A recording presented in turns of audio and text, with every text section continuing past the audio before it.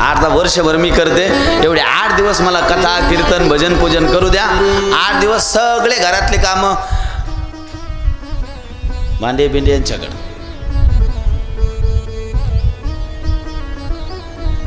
घरातली एवढी कामं असून सुद्धा आपली संख्या जास्त आहे. ही खरोखर देवादिदेव महादेवाची कृपा आहे. आणि एक सांगू, शास्त्र म्हणतं स्त्री जेवढी संयमी आहे तेवढा पुरुष संयमी नाहीये. स्त्री जेवढं सहन करू शकते तेवढं पुरुष नाही सहन करू शकत. याचं आयतं ताट येतं तरी टेम्परेचर हाय होतं. सकाळपासून फोडणी दिली, भाजी केली, भाकरी केल्या, तर मग तो मी म्हणतो काटा खाली उतरायचाच नाही. स्त्री अति संयमी. जेवढं सहन स्त्री करू शकते तेवढं सहन पुरुष करू शकत नाही. म्हणूनच आपल्या धर्मशास्त्राने पुरुषाला सासरवाडीला जायला नाही, राहायला नाही सांगितलं. म्हणले का? तो तेवढं सहन करू शकत नाही तिथं गेल्यावर, सासूचं बोलणं, सासऱ्याचं बोलणं. म्हणले स्त्री तेवढं सहन करू शकते. म्हणून शास्त्रामध्ये वर्णन आलं, स्त्रीला सासरी पाठवल्या जातं. का? म्हणले स्त्री तेवढं सहन करू शकते, पुरुष तेवढा सहन करू शकत नाही. सासरा जर एखाद्या वेळी जर बोलला तर तो म्हणतो मरणपर्यंत आहे बापात तोंड पाहायचं. एकदाच बोलला सासरा, आणि घरी याची आई आणि याचा बाप रोज. मग बायकोला म्हणतो काय होतं, तुझी सासूची बोलली म्हणून काय होतं, सासू बोलतच असते. आणि तुझी आई तिची सासू आहे आणि तिची आई तुझी, ती कोण आहे? तुझी बायको काय आबाळातून पडलेली का? तिला नाही का आई?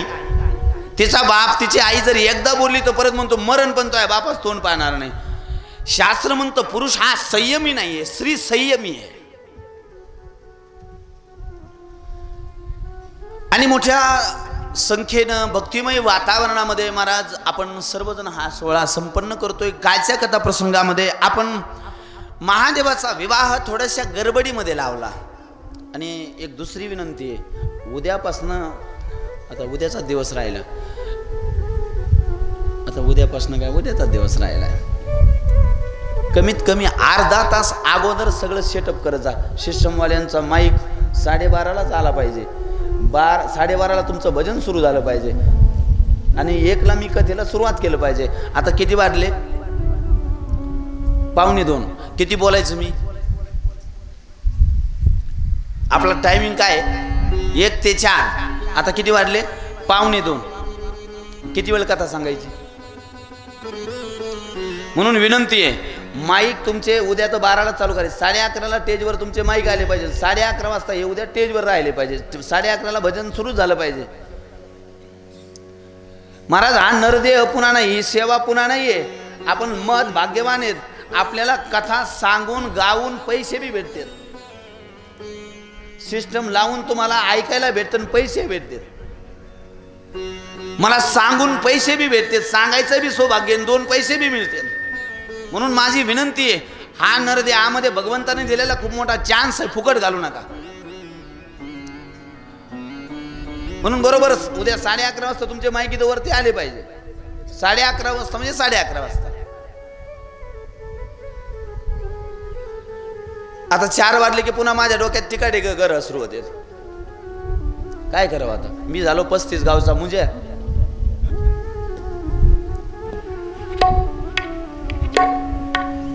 आज आमचे गणेश महाराज म्हणले, महाराज उलट, महाराज लोक तर उलट टाइम जेवढा लेट होईल तेवढं त्यांना आनंद, तुम्ही तर. कारण मी जीवनच या ग्रंथाला समर्पित केलं. ग्रंथाबरोबर मला गद्दारी करायची नाही महाराज. ग्रंथाबरोबर 3 तास जर कथा सांगितली नाही तर मी त्या ग्रंथाबरोबरची केलेली गद्दारी आहे. ज्या क्षेत्रामध्ये आहात त्या क्षेत्रामध्ये इमानदारीने काम करा, ती तुमची देवपूजा आहे. तुम्हाला स्पेशल देवपूजा करायची गरज नाही. म्हणून कमीत कमी 3 तास कथा झालीच पाहिजे.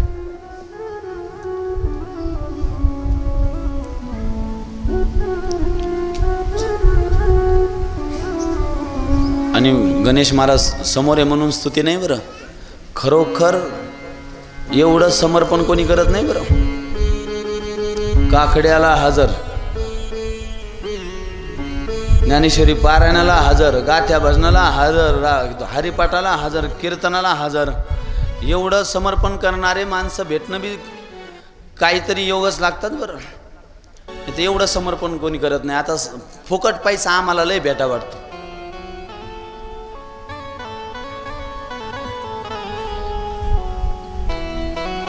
कमीत कमी 3 तास सेवाभावी महाराज, ही आमची देवपूजा आहे. आणि तुम्हाला काय म्हणावं, आता तुमच्या मागे लय लेकरण बकरण डुकरण म्हणून तुम्ही 3 वाजेपर्यंत आल्या तरी काही अडचण नाही. तुम्हाला काही दोष देणार नाही मी. तुम्ही आम्हाला आयतं खाऊ घालता, तुमच्या मागे लय काम आहे. तुम्ही 3 नाही आरतीपर्यंत आल्या तरी तुम्हाला धन्यवाद.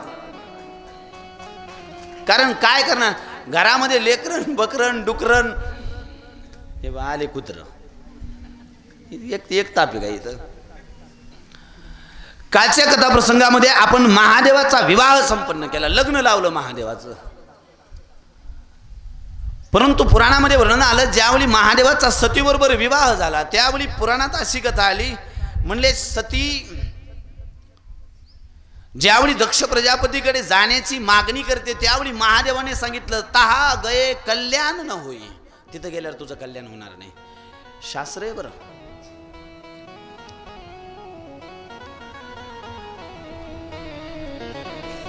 अगोदर भगवान शंकराने प्रतिबंध घातले, म्हणले जाऊ नको, तहा गये कल्याण न होई. तिथं गेल्यावर तुझं कल्याण होणार नाही.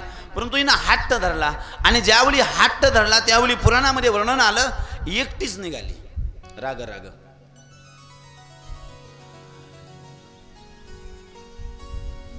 आणि काही अंतरावर गेल्यानंतर तिच्या लक्षात आलंय, स्त्रीनं एकटी कुठं जाऊ नये. शास्त्र आहे बरं. स्त्री एकटी कुठं शोभत नाही, कुठंच नाही. जवळून बोलतो लवकर लक्षात येईल, स्त्री स्वतंत्र शोभतच नाही. स्त्री लग्ना अगोदर बापा बरोबर शोभते, लग्नानंतर नवऱ्याबरोबर, आणि म्हातारपणी ती शोभते मुलाबरोबर. आणखी जवळ येऊन बोलू का, लवकर लक्षात येईल तुम्हाला. उदाहरणासहित बोलतो, जर तुम्ही दिवाळीला एकट्या आल्या आणि जास्त दिवस राहिले का गावातले म्हणतात, मला गावातले लगेच डोकं लावतात, काहीतरी गडबड झाली, एकटी चालतीन, त्या फाट्यापासून तर अशी रागातच चलत होतीन. आता यांना सगळं कळतं, बसले बसले राग कळतो. लय हुशार असते त्या वट्यावर बसणारे CCTV कॅमेरे, लय हुशार, यांना सगळं कळतं. हे अंतर्ज्ञान यांना सगळं गावाचं बाहेरचं नाही कळत, शेजाऱ्याचं गल्लीतलं लय लवकर CCTV कॅमेरे ते. रागातच आली, पिशीच नव्हती, अरे रागात चलत होती, पोरग तर मागच पळत होतं. लग्नानंतर एकटी आली की म्हणले स्त्रीची शोभा नाहीये.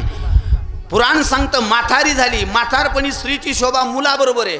जर एखादी म्हातारी वयस्कर आजी जर तिचं सासर गेवराई असेल आणि ती जर वावऱ्याच्या अंतरवालीला येऊन राहिली तर लोक म्हणत नाही तिला नवरा सांभाळत नाही, लोक म्हणतात तिचे लेक सांभाळत नाही वाटतं.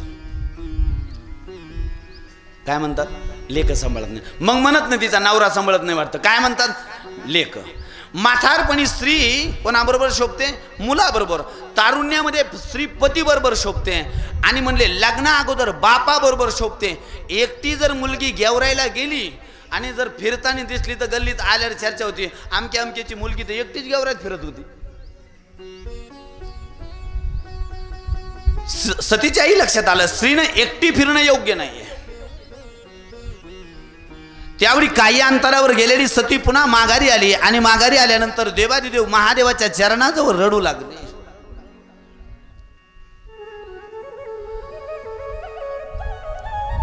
आणि ज्यावेळी महादेवाच्या चरणावरती पडून रडू लागले त्यावेळी भगवान शंकराने समजावलं, देवी काही ठिकाणी आमंत्रणाशिवाय जाऊ नये आणि काही ठिकाणी आमंत्रण नसलं तरी जायला काही अडचण नाही. काही ठिकाणी आमंत्रणाची वाट पाहू नये. म्हणले कुठं आमंत्रणाची वाट पाहू नये, म्हणले भगवंताची कथा सुरू झाली की आमंत्रणाची वाट पाहू नये. नाही तर काही म्हणतात मला पत्रिकाच नाही आली, माईकचा आवाजच माझ्यापर्यंत नाही आला, तुझ्या कानात भोंगे घालायचे होते का,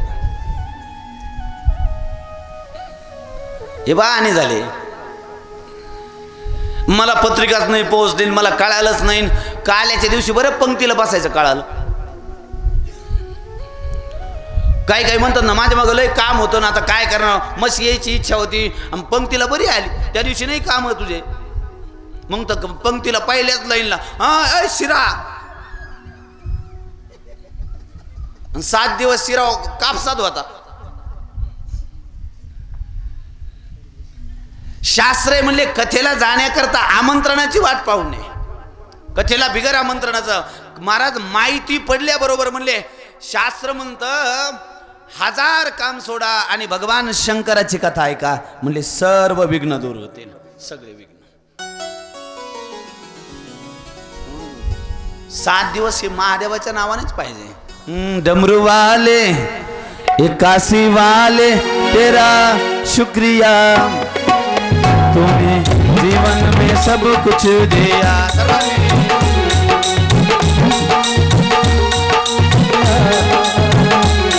हे बोले ना शिवोत.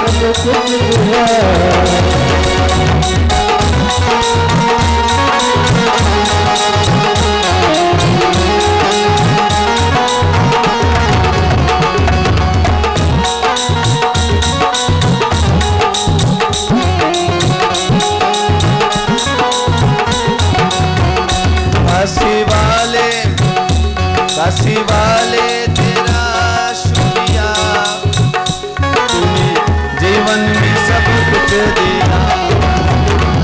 काशी वाले तेरा शुक्रिया, तूने जीवन में सब कुछ दिया. सर्वांनी टाळी वाजून हरी बोल.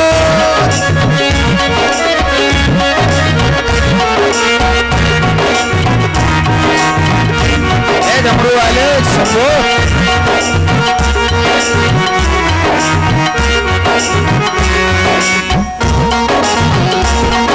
हे भोलेनाथ.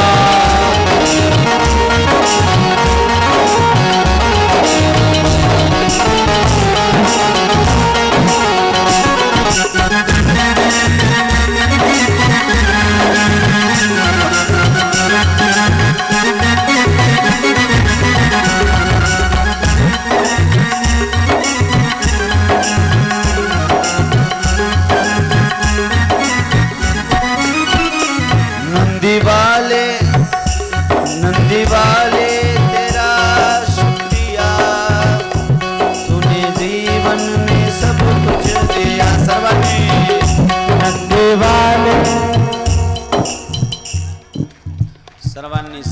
सर्वांनी नंदी वाले तेरा शुक्रिया, तूने जीवन में सब कुछ दिया.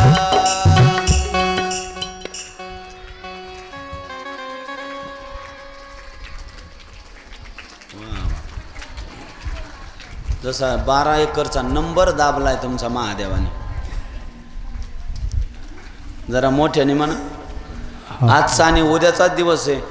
परवा तुम्हाला कोणी भजन करा म्हणणार नाही. काल्याचं कीर्तन झालं, दुसऱ्या दिवशी जर दुपारी इथं येऊन जर तुम्ही टाळ्या वाजू लागल्या तर अख्ख्या अंतलवाली चर्चा होईल. आमक्याच्या बायकोच्या डोक्यावर परिणाम झाला म्हणते. ती एकटीच त्या कथा मंडपात जातीन, टाळ्या वाजवतीन, पावल्या खेळती, म्हणे डोक्यावर परिणाम झाला. जाऊ द्या म्हणते संभाजीनगरला बराळ्याकडं. आजचा आणि उद्याचा दिवस. परवा काला झाला की 13वा तुम्ही इथं बसायचं, बसून टाळ्या जरी वाजवल्या तर गाव म्हणेल ही पागल झाली. परवा इथं 13वा इथं बसून टाळी वाजवता येणार नाही. आणि माझ्यावर विश्वास नसला तर तुम्ही करून पहा.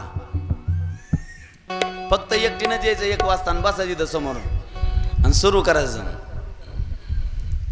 गावकरी लगेच चर्चा. जाऊ द्या येईल डायरेक्ट. आमचे अण्णा तर गाडी द्यायला रेडीच आहेत. हां, फुकट सेवा. जा घेऊ. चान्स महाराज कळावं माणसाला. मी म्हणतो एवढे 7 दिवस माणसाला कळावेत. काही झालं तरी महाराज कथान कीर्तन सोडून कुठं जायचं नाही. त्याला मनुष्य म्हणायचं. नंतर कापसन उसन हे मरेपर्यंत आहेत तुमचे. हे काय संपणार आहे थोडे. नंतर हे कायमस्वरूपी आहे. कायमस्वरूपी त्याच्यातच राहा. तुम्हाला दुसरा पर्याय काय. आपलं धंदा आहे, आपलं काम आहे, ते काही लाज नाही त्याच्यात. पण एवढे 7 दिवस महादेवाच्या नावाने. परत हे 7 दिवस नाही. आता लोक म्हणतात आपल्याला काही नाही बा, आपलं वर्गणी काय आहे ते घ्या पण आपल्याला येणं होणार नाही. काय वर्गणी काय आहे ते घ्या पण आपलं कथेला थांबणं होणार नाही, कीर्तनाला थांबणं होणार. काय घ्यायचे ते घ्यावा, 500 रुपये जास्त घ्या पण मी काय येणार नाही. वर्गणी देऊन मोकळा होशील पण वर गेल्यावर पुन्हा तो लय मोकळा करीन तुला.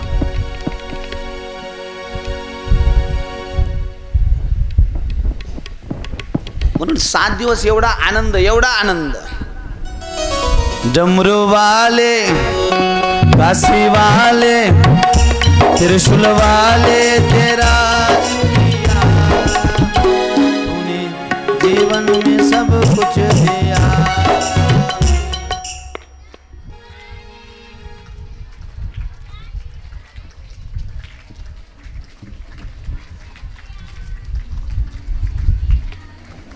बस बस पोटापुरतं भरपूर झालं. जास्त काय करायचं, आपल्याला पोटापुरतीच अपेक्षा आहे. आणि पोट जन्माल्यापासून अजून काय भरलं नाही, भरतच नाही. काही काही नाही जन्माल्यापासून 10 क्विंटल खाल्लंय, भरत नाही. तुमच्याहून आठवलं ती बिचारी एक छोटी पाहुणी आलेली, ती गौरी, ती म्हणते मला इथं डान्स करायचा आणि बिचारीचा आजर राहिला. पुढं बसले आलेत का करता काय या करून नाही, ती रोज मला भांडती. घे बाबा एकदा डान्स करून, या या या पुढं पटकन या. कोणतं गाणं आहे? राधा गोरी गोरी, राधा कुरगोरी. आता भजन कोण नवीन ते मोबाईलवर लावायचं का? नाही नाही ते राधा गोरी गोरी मोबाईलवर लावा, मोबाईलवर लावून द्या. हा तिकडे द्या त्यांच्याकडे, मोबाईलवर लावून द्या.